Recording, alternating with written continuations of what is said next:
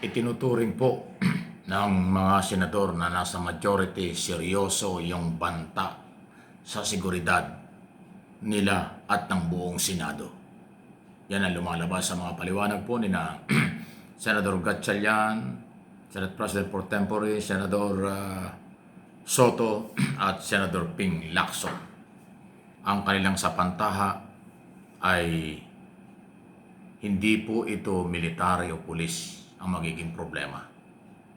Sa tingin nila baka meron hong ibang grupong magsamantala gamitin itong 18 na dating sundalo na bodyguard tauhan ni dating Congressman Saldico.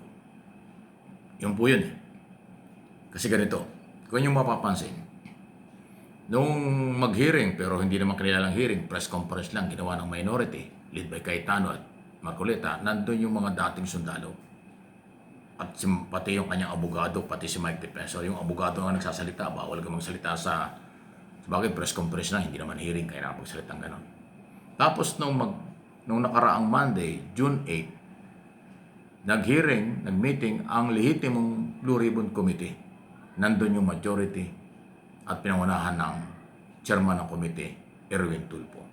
Inimbitahan, inanyayahan ang mga dating sundalo. Hindi dumating doon sa hearing. Pero pumasok ng Senado. Nandun umano sa opisina ni Senador Padilla at doon nag-press conference. So anong ibig sabihin nun? Hindi ka umattend sa invitation ng hearing ng Blue Ribbon Committee. Tapos pumasok kayo ng Senado at nagpunta kayo sa isang kwarto at doon kayo nag-press conference. Parang ako, veterano po ako sa pagko-cover ng mga kudita. Yung pag-aklas ng sundalo, kasama yung ibang politiko, laban sa gobyerno. Ganyan-ganyan eh. Yung ginawa ni Trillanes noong araw, pumasok ng Manila Peninsula, mula sa paglalakad, mula doon sa Korte ng Pasig na sila may kaso at nag-take over na sa Manila Peninsula at iba pang parte ng Makati. Press conference kagad. Although yung active na sundalo. Ganyan din ang nangyari nung panahon ni Cory na sunod-sunod. 7 kodita yun. 3 lang ang lehitimo doon. Pinakamadugo doon, delikado, 1989. Alam ko yan, nagko-cover. Reporter ako noon, kaya alam ko ang lahat ng mga kaganapan. Ganyan-ganyan. Mag-oorganisa, tapos biglang pupunta sa isang lugar, magpe-press conference, mananawagan ng suporta. Ito ganon. Wala mang kakayanan itong mga dating sundalo para mag-aklas ng gulong ganyan. Pero posible sila'y gamitin ng kung sino mang grupo. Hindi militar o maaaring third party. Ibang grupo mag-take advantage. Gamitin na maging kawawa yung mga dating mga sundalo niyan. Kasi kung nagpunta yan sa hearing, tapos mali-mali ang sagot, pwede silang warningan, pwede silang makontempt.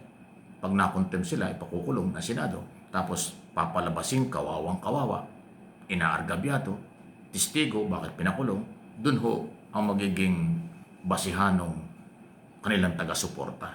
Kaya pwedeng gamitin sila sa panggugulo. Pwedeng gamitin ang isyo ng mga dating sundalong ito sa pagsamantala ng kung anumang merong sariling interest at political interest. Yun ang nakakabahala. Kaya tama lang na itong si Lacson, Soto, Gatchalian at iba pang senador ay magsabi na seryoso yung threat sa Senado at sa mga individual senador. Ako naman, dahil tayo mamamahayag, nakatutok tayo sa isyong ito at kaganapan sa ating bansa, nakikita ko rin yan na posible nga meron hong nagpaplano na samantalahin ang sitwasyon. Ginagamit na nila itong crisis sa Senado o pinatatagal nila ang crisis sa Senado habang sila'y patuloy na nagre-recruit, nagkukumbinsi na sila'y suportahan yung mga anti-Marcos, anti-government group. At huwag na nating hintayin pa yun kasi panibagong crisis yun na magtutulot ng lalong kahirapan at kasamaan sa international community na imahe ng ating bansa kapag merong grupong nagsamantala dito sa isyong ito. Alam ko may nagsasamantala na. Kaya nga nabalita na yung threat na yan eh. Naghahanap silang, na-tsempo lang yung mga yan. Naghahanap lang ng lehitimong butas na sila'y makialam at gamitin ang isyong ito na parang kawawa at inaapi yung mga dating sundalo. Sa kanila naman nag-umpisa yung pabago-bagong statement. Hindi malinaw na mga statement. Tapos ngayon, pag iniimbestigahan, namimili pa sila ng venue. Pag lehitimong komite, ayaw nila puntahan. Pagka-camping komite, press conference, nandoon sila. Ano yun? Di ba pag testigo ka, totoo nagmamalasakit ka sa bansa, wala kang pipiliin lugar? Lahat ng may pagkakataon kayong sabihin, kung totoo ang sinasabi nyo, pupunta kayo. Pero bakit sa press conference, maiingay sila? Pero sa actual investigation, katulad ng unang ginawa ng NBI, hindi nakapag-coordinate. 6 lang doon ang may sinumpang salaysay at pinirmahan. Yung karamihan o 12 hindi pinirmahan yung dokumento kung saan yung kanilang sinumpang salaysay. Sa actual interview, one-on-one ang ginawa ng mga ahente ng NBI. O di ba? NBI lehitimong nag-iimbestiga ng kaso. Hindi sila nakipag-coordinate. Tapos dito sa lehitimong Blue Ribbon Committee under Gatchalian at Cayetano, Gatchalian at Tulfo leadership, hindi kayo dumarating.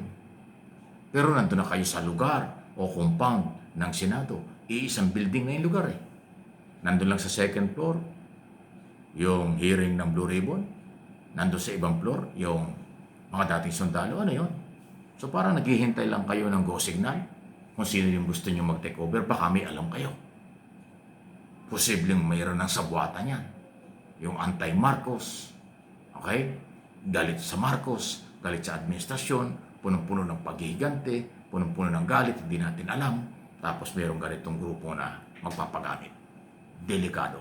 Kaya tama lang ideklara active threat sa Philippine Senate at mga individual senador.